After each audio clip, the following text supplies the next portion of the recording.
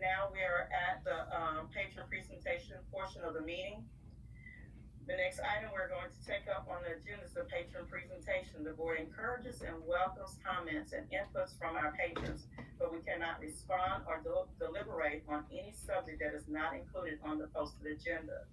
Please limit your comments to 5 minutes, and please refrain from mentioning employees' names when voicing a concern or complaint, as board policy provides alternate procedures through the grievance process policies, GF local or DGEA local, to seek resolution to complaints. The superintendent's office, human resources, and administration in general can assist you in finding those procedures, which are available online. And at this time, give me a moment. At this time, I am noting, let me look by the order in which they were sent. Is Debbie Pepper online? Yes, Debbie I'm Pepper. here. Yes, I'm here. Good evening, Debbie. Could you give us one moment? Gerard is going to post up a clock. And Debbie, can you tell me the last 4 digits of your phone number, please? 9276. Everybody got that? Yes, ma'am. Yes. Okay, so I'm going to. Oh.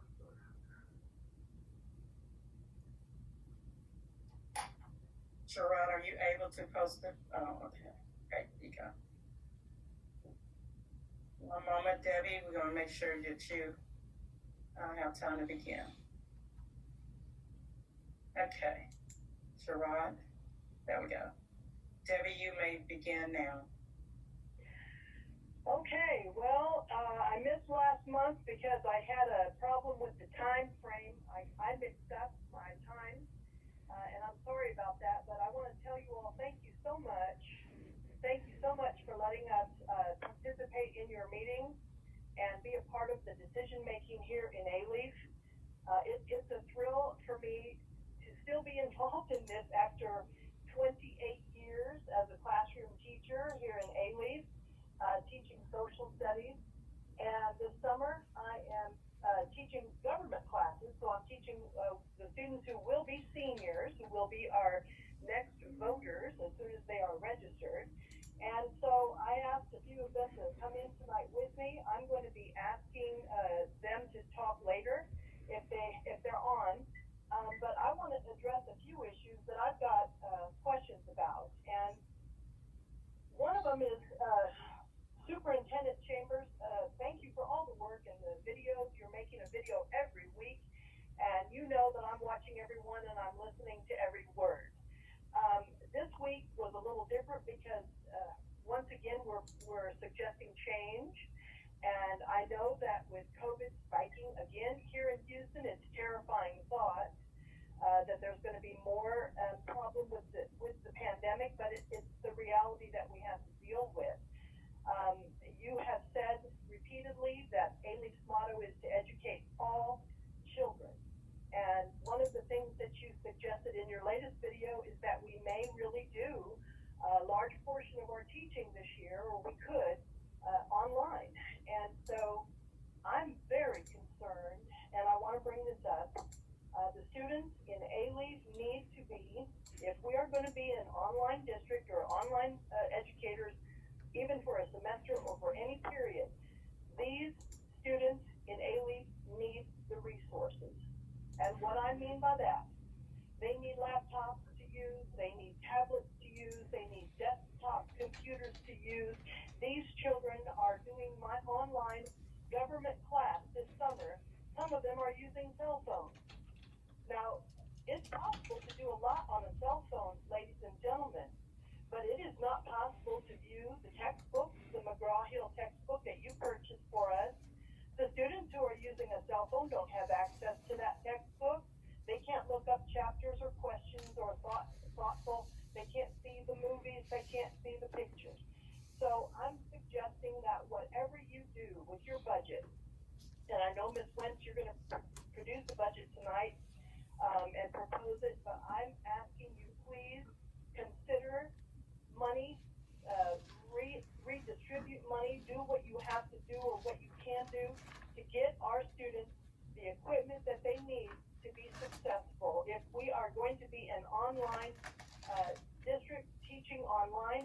is doing it since March. We need these children to be completely and fully equipped. They also need hotspots. They need Wi-Fi. There are students that are not communicating with me for a week at a time because something is wrong with the Wi-Fi in their apartment complex. I know that HISD has done some things with hotspots and buses pulling up into apartment complexes and so forth. So I'm trying to say everything I want to say within the time frame. Yes, there are hurdles that we have to deal with, but number one is getting these students able and in a position to get the teaching that we're presenting to them. Thank you very much for your time.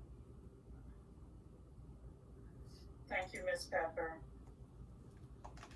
Thank you so very much. At this time, we have Katie Gonzalez. Katie, are you online with us? I am. Hey, Katie, can you tell me the last? Sorry, Katie, can you tell me the last four digits of your phone number? I am 4934. Thank you.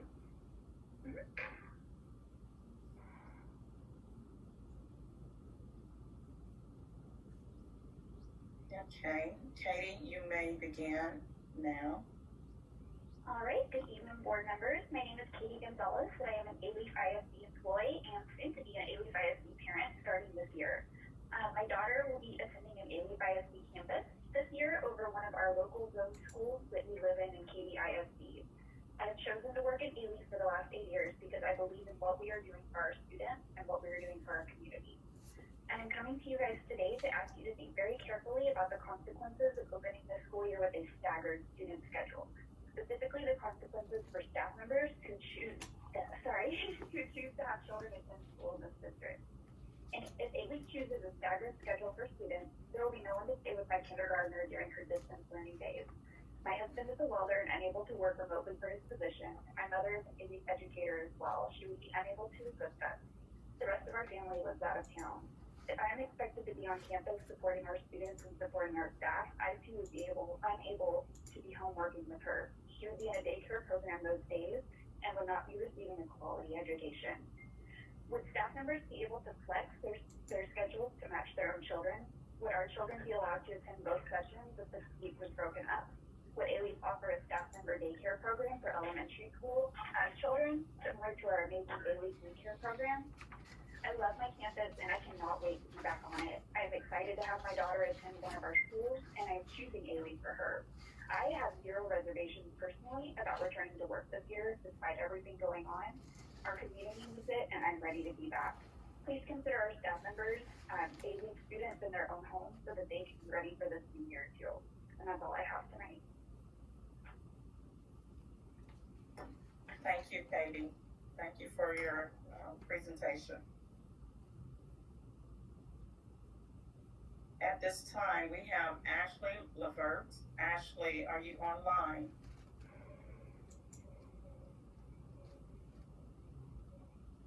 I'm hearing some feedback. Ashley. Good evening. Can you hear me? Yes, I can. Could you hold for one moment? Rob needs to get information from you, and we will set the clock. Ashley, what is your last four digits of your phone number? It's 4306. Okay. Alrighty. Okay. Give me a second.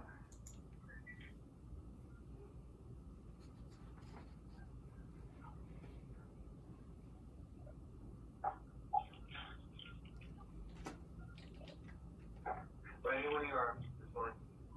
Okay, good evening. I hope everyone is doing great. I just I have a suggestion. I'm hoping that A-Leaf could provide more information about the team that is leading the change that's going to be happening in the 2020-21 school year. I did hear that there is a consultant that may have been hired that is providing feedback. So I'm hoping that in the near future we can have some transparency about which consultant company this is and how much we're paying them and exactly what feedback that they may have got administrators or teachers. So that's just a suggestion. I'm hoping that we could receive the information students, so we know who is part of this process and how much everyone is getting paid to kind of create this plan. And that's all I have. Thank you, Ms. Levert. Thank you. Your questions have been noted. Board, could you please forgive me? I've been focused on trying to monitor the individuals, but I did not state. And everyone, go ahead and mute your calls, mute your lines. Thank you. I neglected to share with you all what those individuals were speaking of. Debbie Pepper was speaking of on items with funding, which she talked about. Katie Gonzalez listed that she wanted to talk about optional flexible school day, which we did acknowledge that information from her, as well as Ashley Levert is also requesting to talk about the optional school day schedule, and you guys probably have taken notes on the two questions that she had concerning that. At this time, I'm going to ask if Oscar, I cannot say your last name properly. I'm going to try. Oscar Hogg, are you on the call at this time? Oscar, H-O-U-G-H, are you on the line with us at this time? Okay. I've called the name twice. I am going to move on to Natalie Yarbrough. And if at the time, hello? Oscar? Yes, ma'am, I'm sorry. Oscar, are you online? Yes, ma'am. Okay, thank you. Oscar, you're going to supply the last 4 digits of your phone number. We're going to wait for the clock to be posted before you start. Yes, ma'am. The last 4 is going to be 852. Did you get that, Gerard? Yes, ma'am. Okay. And Oscar is coming today to talk about the student code of conduct book. One moment, Oscar, the clock, and you may begin. Good evening, A-Leaf board members, Mr. H.B. Chambers, and other district officials. My name is Oscar Huff, and I am now a proud senior at A-Leaf Taylor High School. I am also a member of the Superintendent Student Advisory Committee. This evening, I kindly ask and request the school board, district officials, and Superintendent Mr. H.B. Chambers to please continue to allow off-campus lunch for seniors despite COVID-19 restrictions. Allowing seniors to go off campus will provide more space in the cafeteria for the remaining student body. Not to mention, getting to go off campus will be one of the 2 new things for seniors to experience their last year of high school with the A-Leaf Independent School District. I think as students return to campus after leaving campus for off campus, they should be screened once more prior to entering the building instead of taking away off campus lunch permanently and as a whole. Thank you, Mr. Chambers and school board members, for your time. Thank you, Mr. Huff. At this time, do we have Natalie Yarbrough on the line? Natalie Yarbrough.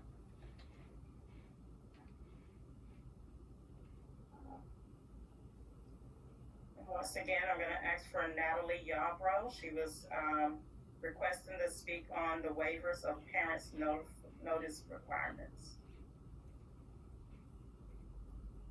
Okay, having called her name twice, I'm going to move to the next patron presentation. Our next patron is Mr. Damon Barone, and he is speaking on several items. I'm going to, board, please make note. Item 6.2, consider approval of new hires and leaves. And there are several items listed. I will supply that to our attorney as well so she can be aware of what it is. We have about 10 items, I think, that Mr. Barone is asking to speak on. Give me one moment, board. Let me make sure that we publicly announce those items in which I was selected.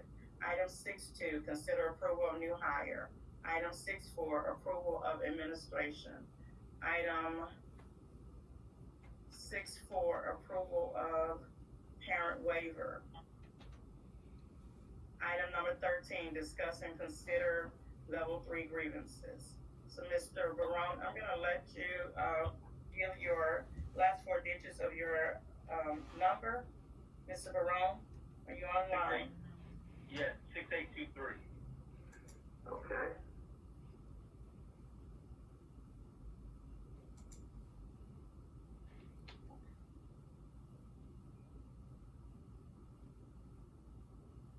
Okay. Mr. Barone, you may begin now. Daniel Barone, A-Leaf ISD parent, taxpayer, and alumnus. On June 2nd, 2020, A-Leaf ISD superintendent put out a district letter to our community, which stated, protesting and demonstrating our opinions in a peaceful and nonviolent way is our right as an American citizen to have our voices heard. Yet staff and board members alike have retaliated against and attacked parents, students, community members, and even district employees for protesting against the willful and intentional inequities that A-Leaf ISD perpetuates in the district's practices, policies, procedures, and voting records, such as unequitable hiring, firing, promoting, staffing, and setting aside prepaid allowances each year to send our students to the Juvenile Justice Alternative Education Program, just to name a few. On October 26, 2018, in the district's Texas Equity Toolkit, Executive Director of Human Resources stated, policies, procedures, and contracts are written and implemented in ways that create a revolving door of teachers in high poverty, high minority, and the lowest achieving schools. September of 2019, in the district's Equity, Diversity, and Inclusion Report, Dr. Roger Cleveland stated, when viewed as a proportion of the total student population, while comprised of only 29% of the student population, African American students at A-Leaf ISD are subjected to nearly twice as many exclusionary disciplinary consequences than their counterparts. The data indicates that every other student racial category experiences a smaller percentage of exclusionary consequences in proportion to their representation within the district.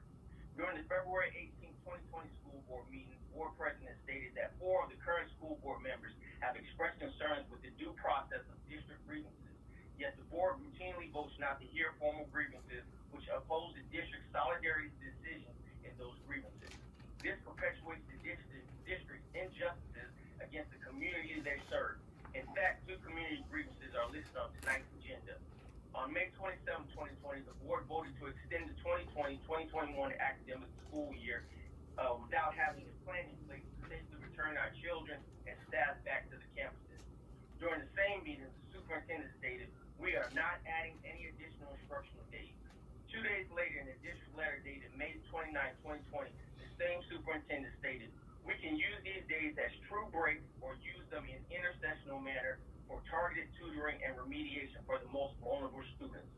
With the district already having multiple schools and improvement required status for multiple consecutive years, the superintendent's statements clearly sound as if additional work days will be expected of our teachers without them receiving additional pay and violating the employment contract teachers signed under the original board-approved academic calendar.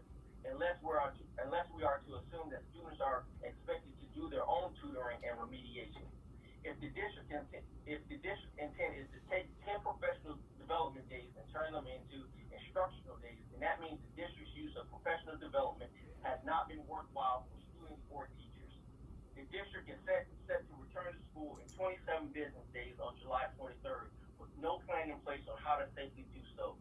The previously approved academic calendar was voted on and changed with no data to support extending the upcoming school year, and during tonight's school board meeting, parents and community members are accidentally finding out that the district has not notified parents of students who were at risk of failure during the COVID-19 this last school year, as required by law.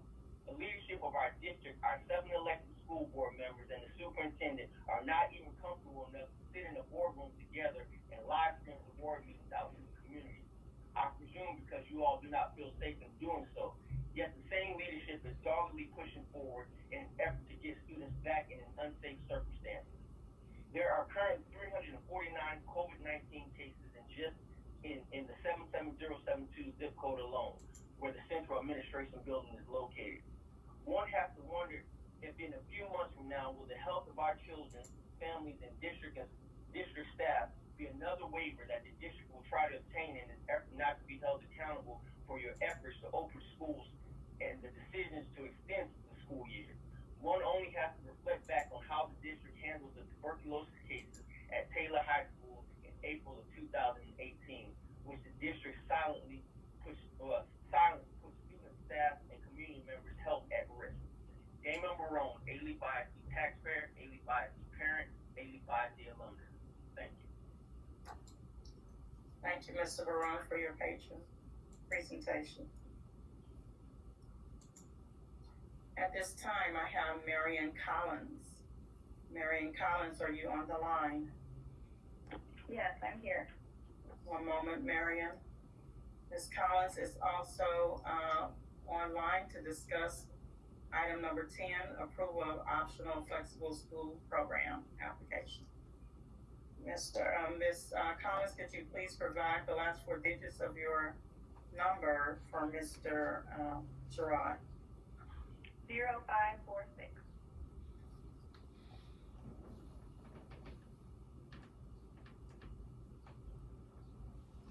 In just a moment, he's going to set the clock and we'll begin. You may begin at this time, Ms. Collins. Thank you, members of the board and Mr. Chambers, for allowing me to speak. I'm an A. Lee taxpayer and teacher. At the last board meeting, I questioned the motive behind the avant-garde decision to be the first to come out with a modified COVID calendar with 1-week breaks interspersed every 9 weeks. Since then, I have learned that there may have been some monetary compensation involved, whether that's government money, I'm not sure. Since then, also, TEA has come out with its own version of a calendar and a COVID alternative. So I still stand by the fact that we jumped the gun on that one. At the last meeting, Mr. Chambers assured us, and the board agreed, that no specific opening instructional plans had been laid out, simply because it was impossible to do that without this new calendar, which was hoping to be approved at that time. So we've had the new calendar for about a month, and at this time, there still seem to be no specifics, and I am here to request specifics. Number 1, will we have online or presential classes, or maybe a blend of both? Number 2, if online, have we made any attempt to secure additional laptops, Chromebooks, or hotspots for all students? Because as I said last time, we had to leave students behind, and we have this whole no child left behind concept. And I can assure you, I left students behind because they did not have the technology. They did not check in. We left them behind. Even with phone calls, they could not do the work that was assigned online if they had no access. So as usual, the poorest get left behind.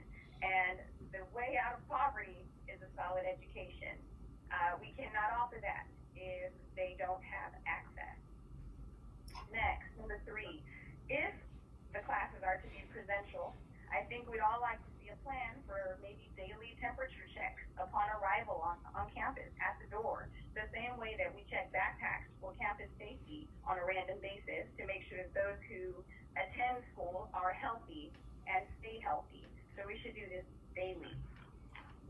Also, number 4, the TEA has procured some 50 million masks for teachers and student use, along with gloves and sanitizer and things like that. And I sure hope those things don't go to waste just because we have no plan. Number 5, I understand the number of identified cases in A.Lee is on the rise, but that is due to increased access to testing. Still, however, Physicians for Informed Consent and worldometers.info, you can see that the daily death toll has actually been on a steady decline in the U.S. since April, despite gradual opening of the economy. Houston is booming. People are out and about doing everything that they were doing before the lockdown. And even so, the daily death toll is decreasing. Number 6, parents of pre-K elementary all the way up through high school age kids depend on us and compensate us by way of property tax to educate their children while they're at work and care for them while they're at work. And as the economy continues to open, staying home will not remain optional for many, many parents. What are they to do with their children? I have one more point of discussion that does not involve the COVID calendar as such. It is how much money is going to be spent on these newly created administrative positions that the district is considering. And does it make sense to create these jobs, which we seem to have lived with before now, when we can't even provide laptops, Chromebooks, hotspots for our children? I'd rather spend the money on direct instructional materials because it does not make sense to do otherwise unless we see some data. Thank you very much for your time. Thank you, Ms. Collins, for your comment, patron presentation. At this time, we have the last speaker, which is Arshel Malasanto. Are you on the line at this time? I am. Thank you. Give us one moment. We need the last 4 digits of your phone number. 8493. 8493. Okay, just wait just a moment and Gerard will set the clock.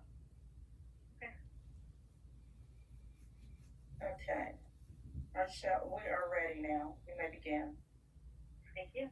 My name is Arshel Montempo, and I'm a taxpaying community member that lives in the district and a parent of a 3-year-old who will attend A-League schools in the future. I also serve on the citywide effort to remove implicit bias in school board groups. Throughout our nearly 1 year of work, we sought to build a comprehensive and intentional citywide school discipline reform strategy by taking a collective impact approach to the work. There is significant disproportionality in virtually every aspect of education, and it is incredibly clear in disciplinary practices. In 2016, 85% of youth in Harris County juvenile detention were African Americans or Latinx, and those numbers are 53% and 32% respectively. And 26% of those referrals came directly from schools. The Breaking School Rules report found that while students of all races are removed from campuses for mandatory violations at equivalent rates, African American students, followed by Latinx students, were removed for discretionary violations at significantly higher rates than their white peers, indicating racial bias in disciplinary decision making. Today I'm calling for the redesign of the school district's code of conduct because inclusionary discipline is not equity driven or restorative focused. Research shows that changes in student code of conduct can increase student achievement and graduation rates due to increased instruction time when students aren't sent to alternative schools where they don't learn. And it can decrease off-campus placements, suspensions, expulsions, and referrals to law enforcement. Thank you all for listening. Thank you. Thank you, Arshel. Thank you so much for your patron presentation.